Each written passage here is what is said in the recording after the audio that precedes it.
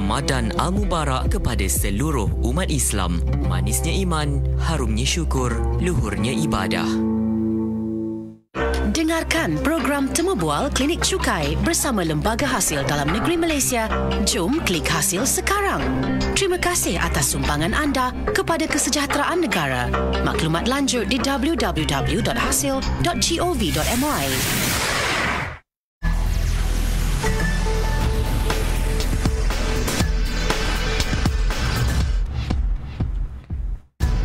Assalamualaikum untuk anda semua yang sedang dengarkan kami di Bernama Radio ya. Pada waktu ini kita bersama-sama dalam program Klinik Cukai ya, di mana hari ini kita akan bawakan topik tentang pengenaan cukai kepada pemilik rumah sewa. Dan kalau kita lihat ya, cukai bukan sekadar dikenakan ke atas pendapatan penggajian ya maupun perniagaan, namun cukai juga dikenakan ke atas apa sahaja pendapatan yang diterima, termasuklah salah satunya adalah pendapatan sewa. Jadi program Klinik Cukai bersama Lembaga Hasil Dalam Negeri Malaysia pada hari ini kita akan bincangkan seperti topik yang saya kongsikan tadi, pengenaan cukai kepada pemilik rumah sewa. Baik, kita terus sahaja ya bersama-sama di talian Zoom. Pada waktu ini kita ada Encik Ahmad Syaiful Razli yang merupakan Pegawai Perhubungan Awam Lembaga Hasil Dalam Negeri Malaysia, Cawangan Petaling Jaya. Assalamualaikum Encik Syaiful. Waalaikumsalam warahmatullahi. Baik, terima kasih Encik Syaiful kerana sudi bersama dengan kami yang di Bernama Radio pada hari ini. Baik, jadi kita nak tahu ni serba sedikit ya tentang cukai kepada pemilik rumah sewa ini. Bagaimana keadaannya itu? Silakan Encik Syaiful. Baik, terlebih dahulu saya ingin mengucapkan terima kasih kepada DJ Raifa di atas jemputan ini. Jadi tuan-tuan dan puan-puan sekalian, sebenarnya masih ada lagi yang kurang jelas dengan pengenaan cukai pendapatan ini. Ada yang beranggapan cukai hanya dikenakan ke atas pendapatan yang diterima daripada penggajian yang diterima setiap bulan ataupun daripada pendapatan perniagaan. Dua itu saja. Okey, selain daripada pendapatan tersebut, terdapat juga pendapatan lain seperti pendapatan sewa yang boleh ditaksir dan dikenakan cukai oleh Lembaga Hasil Dalam Negeri Malaysia. Okey, terusnya bagi individu yang menerima pendapatan hasil daripada aktiviti penyewaan harta alih ataupun harta tak alih yang disifatkan diperolehi dari Malaysia, boleh ditaksir berasaskan tahun kalender iaitu tempoh 12 bulan berakhir 31 Disember setiap tahun. Okey, jadi individu ini adalah bertanggungjawab selain melaporkan pendapatan penggajian, mereka juga bertanggungjawab untuk melaporkan pendapatan sewa menggunakan borang nyata cukai pendapatan BNCP dengan menghantar borang BE secara manual ataupun EBE secara e-filing lah. Seterusnya, bagi individu yang ada pendapatan perniagaan dan pada masa yang sama dia juga ada pendapatan sewa, dia perlu melaporkan dengan menghantar borang B ataupun EB secara e-filing. Baik, itu dia serba sedikitlah intro tentang cukai kepada pemilik rumah sewa ini. Baik, dan tadi kalau kita dengar Encik Syaiful ada sebut tentang harta alih ataupun harta tak alih. Macam mana ni kan, boleh angkat ke harta tersebut? Jadi apa perbezaan ni harta alih dengan harta tak alih ni? Encik Syaiful. Okey, baik DJ. Okey. Harta tak alih ni bermaksud harta yang tidak boleh dialihkan ke sesuatu lokasi yang lain disebabkan oleh struktur aset itu sendiri. Ia termasuk harta tanah ataupun bangunan komersial dan harta kediaman seperti rumah teres, rumah pangsapuri, rumah flat, rumah banglo, lot kedai dan lain-lain yang seperti dengannya lah. Manakala harta alih adalah seperti perabot, loji dan mesin dan kenderaan. Maknanya harta tersebut boleh dialihkan ke sesuatu lokasi yang lain lah. Baik, itu dia perbezaan antara harta alih dengan harta tak alih. Okey, baik, dan berbalik kepada topik asal kita tadi iaitu tentang pengenaan cukai kepada pemilik rumah sewa ni. Jadi pendapatan sewa tu macam mana nak ditentukan tu, Encik Syaiful? Ya, baik DJ Raifa. Okay, saya Natasha sebenarnya, Encik Syaiful. Oh, sorry. Ya, partner saya tak apa. Partner saya hari ini dia bertugas di lapangan. Okey. Silakan. Okey. Dalam mengira cukai pendapatan, kita terlebih dahulu perlu tahu berapa jumlah pendapatan kasar sewa yang diterima. Okay. Pertama sekali kena tentukan berapa pendapatan kasar sewa tersebutlah. Seterusnya kita perlu mendapatkan pendapatan berkanun daripada sumber pendapatan kasar sewa tersebut. Pertama tadi pendapatan kasar sewa, seterusnya pendapatan berkanun sewa tersebut. Jadi apa itu pendapatan berkanun sewa? Pendapatan berkanun sewa ini boleh dikira setelah ditolak beberapa perbelanjaan seperti perbelanjaan sewa yang dibenarkan dan perbelanjaan hasilnya lain. Ada dua, perbelanjaan sewa dan perbelanjaan hasilnya lain. Disebabkan itu sangat penting untuk pemilik rumah sewa ini bagi mengetahui apakah pendapatan kasar sewa dan perbelanjaan yang dibenarkan dalam menentukan pendapatan berkanun sewa tersebut. Okey, baik, itu dia kaedah untuk menentukan pendapatan sewa itu. Dan bila cerita tentang pendapatan kasar sewa, apa antara jenis-jenis pendapatan kasar sewa yang ada ni, Encik Syaiful? Baik DJ. Sebenarnya ada beberapa jenis pendapatan kasar sewa. Salah satunya adalah penerimaan sewa yang diterima daripada penyewaan harta tanah. Okey, selain daripada itu, deposit sewa juga yang diterima juga dianggap sebagai pendapatan kasar sewa, di mana di dalam perjanjian sewa ada menyatakan bahawa deposit tidak akan dikembalikan, iaitu non-refundable deposit lah. Ianya akan dianggap sebagai sewa yang diterima terdahulu. Dan merupakan pendapatan dalam tahun ianya diterima. Selain daripada deposit itu, transaksi sewaan juga kadang-kadang dia melibatkan premium. Apa itu premium?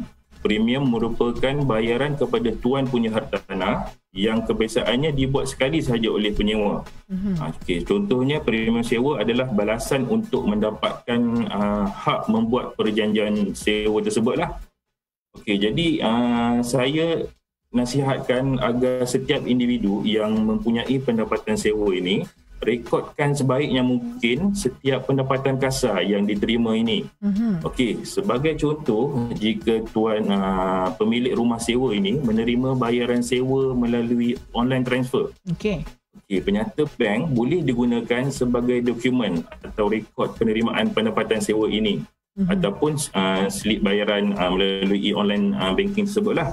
Dan seterusnya, sila pastikan simpan rekod bayaran sewa ini dengan baik bagi tempoh 7 tahun.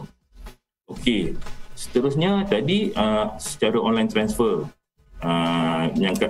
Seterusnya bayaran sewa yang diterima secara tunai pula, pastikan anda membuat rekod secara manual. Contohnya seperti buku catatan penerimaan bayaran sewa.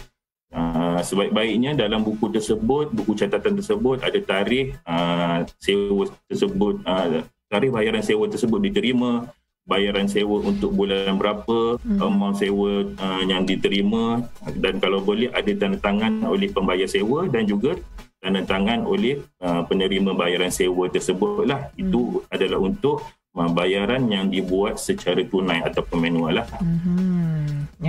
Jadi pentinglah sebenarnya slip-slip bukti pembayaran ini agar mudah untuk buat kemas kini dengan LHDN nanti. Dan seperti mana pendapatan penggajian dan juga perniagaan, sudah pasti kita lihat pendapatan sewa juga ada beberapa perbelanjaan yang boleh dituntut sebagai tolakan cukai. Jadi jangan nervous, jangan berdebar-debar kepada mereka yang ada rumah sewa ni contohnya. Jadi Encik Syaiful, kita nak tahu dengan lebih lanjut tentang perbelanjaan sewa yang dibenarkan sebagai tolakan cukai ni. DJ, macam saya katakan tadi, belanja sewa dalam menentukan pendapatan berkanun sewa ni, ada belanja lah yang boleh ditolak dalam menentukan pendapatan berkanun ini. Jadi perbelanjaan sewa yang dibenarkan untuk ditolak daripada pendapatan kasar sewa ini mestilah belanja yang dilakukan di dalam menghasilkan pendapatan sewa berkenaan. Keyword dia di sini adalah yang dilakukan dalam menghasilkan pendapatan sewa berkenaan lah. Sebagai contoh, antara perbelanjaan tersebut termasuklah pertama sekali cukai pintu tahunan yang dibayar kepada pihak berkuasa tempatan. cukai pintu dan juga cukai tanah yang dibayar kepada pejabat tanah. Okey, yang cukai pintu ni dengan cukai tanah ni dia dalam tahunan lah. Seterusnya, faedah yang dibayar berhubung pinjaman yang diambil bagi membiayai pembelian hartanah yang disewakan. Ini bagi kes di mana aset tersebut dalam pembiayaan bank. Faedah juga boleh dituntut sebagai belanja yang dibenarkan. Nanti saya akan huraikan dengan lebih lanjut selepas ini. Seterusnya, premium insurans kebakaran yang dibayar berhubung polisi insurans kebakaran yang diambil ke atas harta tanah yang disewakan. Okey, premium insurans kebakaran juga pun boleh dituntut sebagai belanja. Seterusnya, upah pengutip sewa dan perbelanjaan guaman yang dilakukan untuk tujuan pengutan sewa. Jika pemilik rumah sewa tersebut ada upah orang untuk mengutip sewa, itu pun juga upah kepada pengutip sewa itu pun boleh dituntut sebagai belanja yang dibenarkan sebagai tolakan kepada pendapatan kasar sewa. Seterusnya, kos untuk memperbaharui penyewaan ataupun menukar penyewa. Okay. Seterusnya, kos berkaitan pembaikan dan penyelenggaraan hartanah, repair and maintenance untuk rumah sewa tersebut. Seterusnya, kos berkaitan penggantian bagi tujuan menjaga hartanah dalam keadaan yang sedia wujud. Kos penggantian bagi tujuan menjaga hartanah ni seperti contohnya pemilik rumah sewa tersebut dia menggantikan tombol pintu kepada contohnya tombol pintu tersebut dah rosak dan ditukar kepada yang asal lah. Kalau dia tukar, dia upgrade kepada contohnya tombol pintu, dia upgrade kepada yang pakai kad, contoh seperti hotel lah, itu tak boleh lah. Kita anggap sebagai belanja kali yang pertama lah. Okay. Tadi saya ada sebut berkenaan dengan faedah dibayar berhubung pinjaman yang diambil bagi membiayai pembelian hartanah yang disewakan tersebut. Sebagai contoh seorang individu dia menerima pendapatan sewa ke atas sebuah rumah pangsapuri yang dibeli melalui pinjaman bank.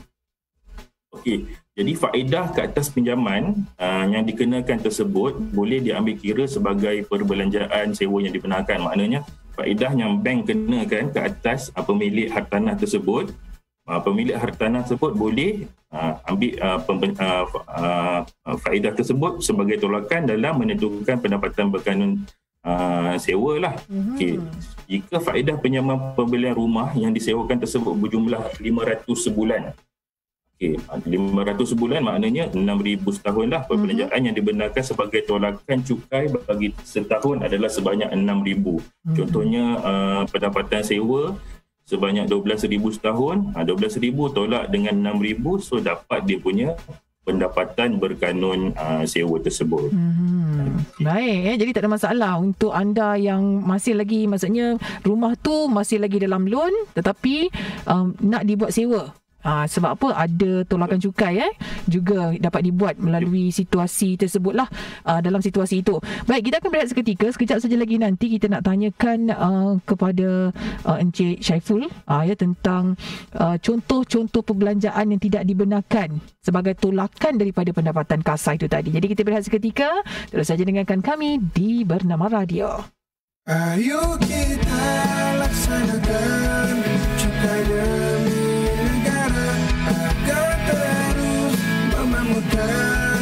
jika kau cintakan negara, bersama membangunkan negara tercinta kita untuk Malaysia.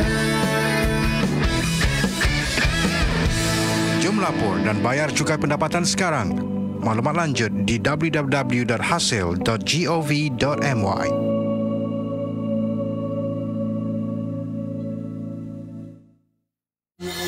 Bernama sentiasa bersama anda dengan berita-berita terkini menerusi platform radio, TV, digital dan media sosial kami.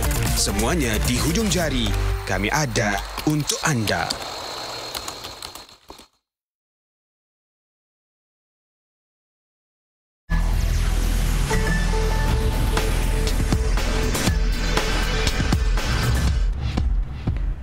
Baik, kembali waktu ini kita bersama-sama dalam program Klinik Cukai dan tetamu kita Encik Ahmad Syaiful Razli, Pegawai Perhubungan Awam Lembaga Hasil Dalam Negeri Malaysia Cawangan Petaling Jaya. Kita bawakan tentang topik pengenaan cukai kepada pemilik rumah sewa. Bagaimana yang dah habis mungkin rumah nak disewakan, dah habis bayar. Ada juga di kalangan kita ni masih lagi ada loan dengan bank tapi nak sewakan rumah pun boleh juga termasalah. Tadi banyak sangat perkongsian yang Encik Syaiful dah kongsikan. Dan waktu ini kita nak minta Encik Syaiful kongsikan pula contoh-contoh perbelanjaan yang tidak dibenarkan sebagai tolakan daripada pendapatan kasar. Apa antaranya tu Encik Syaiful? Okey, sebagai peringatan bersama, belanja permulaan bagi sewaan tidak dibenarkan untuk dituntut sebagai tolakan cukai kerana belanja tersebut bukan dibuat dalam menghasilkan pendapatan sewa lah. Dia merupakan belanja yang dibuat untuk menghasilkan pendapatan sewa. Jadi ada perbezaan pada terma definisi tersebut. Okey, sebagai contoh, kos untuk mendapatkan penyewa kali pertama seperti kos iklan, kos guaman bagi menyediakan penyajian sewa, stamp duty dan komisen kepada ejen harta tanah. Jadi untuk penyewa yang pertama saja, manakala penyewa untuk seterusnya kita benarkan. Kita anggap dia sebagai belanja yang boleh dituntut dalam menentukan pendapatan berkanun sewa tersebut. Okey, baik. Itu dia perbelanjaan yang tak dibenarkan sebagai tolakan daripada pendapatan kasar. Baik, dan bagaimana pula perbelanjaan yang dilakukan dalam keadaan di mana harta tanah tu tidak diduduki mahupun tiada penyewa. Tak diduduk oleh siapa-siapa lah, tak ada penyewa kan. Seperti mana yang sedia kita maklumlah, perbelanjaan contohnya macam cukai tanah, cukai pintu ataupun taksiran, ini tetap juga perlu dibelanjakan walaupun harta tanah tersebut tidak diduduki ataupun tak ada penyewa. Itu situasi tu macam mana pula Cik Syaiful? Okey. Pada asasnya, perbelanjaan terhadap premis dalam tempoh ianya tidak diduduki sama ada sebelum ataupun selepas pendapatan sewa wujud tidak dibenarkan dalam menentukan pendapatan larasan sewa ni. Itu pada asasnya lah. Walau bagaimanapun, kita ada konsesi jika tempoh tidak diduduki berlaku di antara tempoh harta itu disewakan dan jelas harta tersedia untuk disewakan semula. Maknanya harta rumah tersebut tersedia untuk disewakan semula. Perbelanjaan dalam tempoh tidak diduduki itu boleh dibenarkan. Okey, saya bagi contoh dalam kes ini, individu telah menyewakan rumah teres 2 tingkat daripada bulan Januari 2021 dengan sewaan berjumlah 1,000 sebulan Pada bulan September 2021, penyewa tersebut berpindah rumah dan rumah tersebut disewakan kepada penyewa lain pada November 2021. Maknanya ada 2 bulan yang kosong lah, bulan September dengan bulan Oktober. Okey, tuan rumah sewakan kepada penyewa lain pada November 2021 dengan kadar sewa yang sama seperti sebelumnya, iaitu 1,000 sebulan. Okay, jadi macam DJ katakan tadi, cukai pintu untuk setahun adalah 500, manakala cukai tanah adalah sebanyak 50 setahun. Cukai itu dia tak kira by bulan, dia kira by setahun. Jadi macam mana dia punya layanan untuk cukaian bagi perbelanjaan ini. Jadi macam saya katakan tadi, konsesi perbelanjaan cukai pintu dan cukai tanah dibenarkan sepenuhnya walaupun rumah tersebut tidak disewakan kosong dalam tempoh bulan September sehingga Oktober 2021 tersebutlah. Okey, itu dia contoh situasi kalau rasa macam tak dapat nak tangkap, tak dapat nak catch up, tak ada masalah. Anda boleh hubungi pegawai LHDN kan yang dapat membantu anda. Baik, dan ramai pendengar-pendengar di Bernama Radio yang mempunyai pendapatan sewa. Mungkin ramai di kalangan pendengar-pendengar kita ni. Jadi Encik Syaiful boleh terangkan di sini bagaimana pula kaedahnya ni untuk melaporkan pendapatan sewa kepada pihak LHDN ini. Okey, baik je, terima kasih. Jadi untuk makluman tuan-tuan dan puan-puan, helaian kerja pengiraan pendapatan berkanun sewa boleh diperolehi di laman rasmi kita iaitu www.hasil.gov.my. Tuan-tuan dan puan-puan boleh klik pada butang borang, seterusnya klik pada muat turun borang, klik pada kategori individu dan pilih kategori panduan pengiraan dan maklumat lain individu dan seterusnya klik pada tahun 2021 dan pilih helaian kerja. Okay, jadi bila dah pergi kat situ, tuan-tuan dan perempuan boleh membuat pengiraan pendapatan berkanun sewa pada helaian kerja 4 iaitu butiran harta, aset dan pengiraan pendapatan berkanun sewa. Kat situ tuan-tuan dan perempuan pemilik rumah sewa ni boleh kira terlebih dahulu. Buat secara manual dulu sebelum masukkan amount tersebut ke dalam borang BE ataupun borang BE. Macam saya katakan tadi, dah selesai buat kiraan barulah boleh masukkan amount tersebut ke dalam borang nyata cukai pendapatan. Kalau pendapatan penggajian borang BE ataupun pendapatan perniagaan borang B lah. Jadi kalau macam tuan-tuan dan puan tengok pada borang BE ataupun borang B kita untuk tahun 2021, kolom untuk pendapatan berkanun sewa adalah pada bahagian B iaitu B2 lah. Jadi kat situ pemilik rumah sewa ni perlu melaporkan amount pendapatan berkanun sewa iaitu pendapatan kasar sewa setelah ditolak dengan perbelanjaan yang dibenarkan. Okey, segala rekod, dokumen dan helaian kerja yang digunakan dalam mengira pendapatan berkanun sewa ini sebenarnya tidak perlu disertakan dalam borang BE ataupun borang B tersebut. Sebaliknya, ianya perlu disimpan oleh pembayar cukai selama 7 tahun. Baik. Itu ya. Seperti yang kita ketahui, boleh simpan ya selama 7 tahun. Itu kaedahnya bagaimana untuk mengisi borang tersebut. Dan Encik Syaiful, ada individu yang kita lihat ya ada mempunyai pendapatan sewa ini. Adakah mereka ni boleh menuntut potongan individu sama seperti individu yang menerima pendapatan penggajian ni? Ataupun macam mana situasinya tu? Ya, boleh DJ. Sebenarnya individu yang mempunyai pendapatan berkanun sewa, dia juga boleh menuntut potongan individu sebagai pelepasan cukai lah ataupun pelepasan-pelepasan lain. Ini bermakna pembayar cukai akan menerima pelepasan wajib iaitu pelepasan individu yang sebanyak 9,000 tersebut. Seterusnya pembayar cukai juga boleh menuntut pelepasan lain seperti pelepasan anak, perubatan, EPF, KWSP dan juga rebate cukai termasuk rebate bayaran zakat pendapatan. Jadi sebagai rujukan, senarai lengkap pelepasan-pelepasan yang terkini bagi tahun 2021 boleh dirujuk di laman rasmi kita iaitu www.hasil.gov.my. Kat situ dia ada dia ada terangkan pelepasan-pelepasan yang lain selain daripada yang saya sebutkan tadi. Baik, itu dia ya. Dapat juga ya pelepasan-pelepasan seperti mana mereka yang menerima pendapatan penggajian. Baik, sebelum kata kita berakhir, secara ringkas Encik Syaiful, pesanan kepada semua pendengar-pendengar Bernama Radio. Silakan. Okey, terima kasih DJ. Okey, daripada segi pelaporan pendapatan, bagi individu yang mempunyai pendapatan sewa, saya sarankan agar tuan-tuan dan puan untuk lapor pendapatan anda dengan tepat. Jadi kenal pasti jumlah pendapatan kasar sewa dan perbelanjaan yang dibenarkan untuk mendapatkan pendapatan berkanun sewa tersebut. Seperti mana yang kita telah bincang pada awal sesi klinik cukai ini tadi. Jadi hantar borang nyata untuk tahun taksiran 2021 menggunakan e-filing. Ini kita galakkanlah pembayar cukai di luar sana untuk menggunakan aplikasi e-filing ni kerana ianya lebih cepat, mudah dan selamat dalam tempoh yang ditetapkan. Okey, tempoh dia bila? Jika anda mempunyai pendapatan penggajian borang BE, dia punya tempoh adalah pada 1 Mac 2022 sehingga 30 April 2022. Jadi ianya dilanjutkan jika pembayar cukai tersebut menggunakan aplikasi e-filing ke 15 Mei 2022 lah. Okey, tadi individu yang ada pendapatan penggajian. Seterusnya, jika individu tersebut ada pendapatan perniagaan, individu tersebut kena isi borang B. Jadi dia punya tempoh adalah sehingga 30 Jun 2022 dan dilanjutkan sehingga 15 Julai 2022 jika individu tersebut menggunakan e-filing.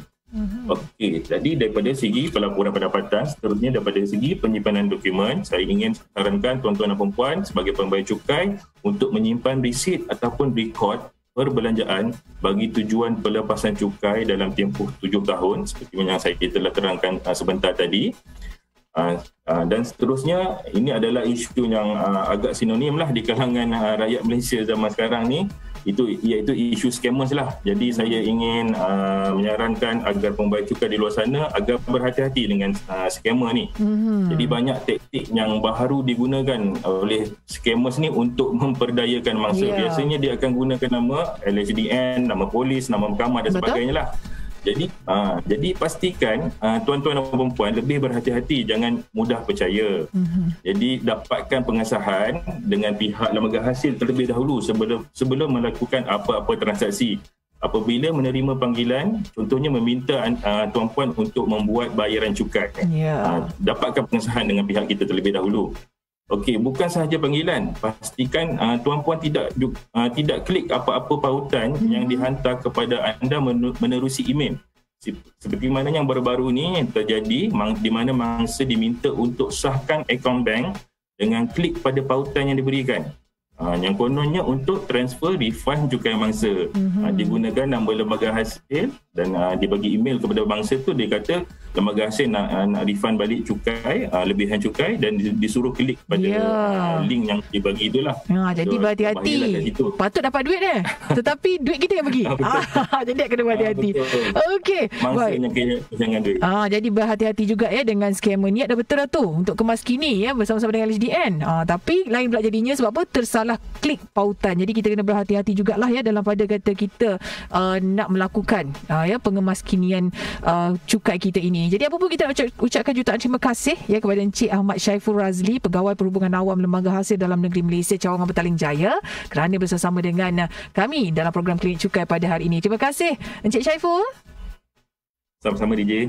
Baik, terus saja dengarkan kami di Bernama Radio, stesen berita bisnes pilihan anda. Demikian tadi program Temu Bual Klinik Cukai bersama Lembaga Hasil Dalam Negeri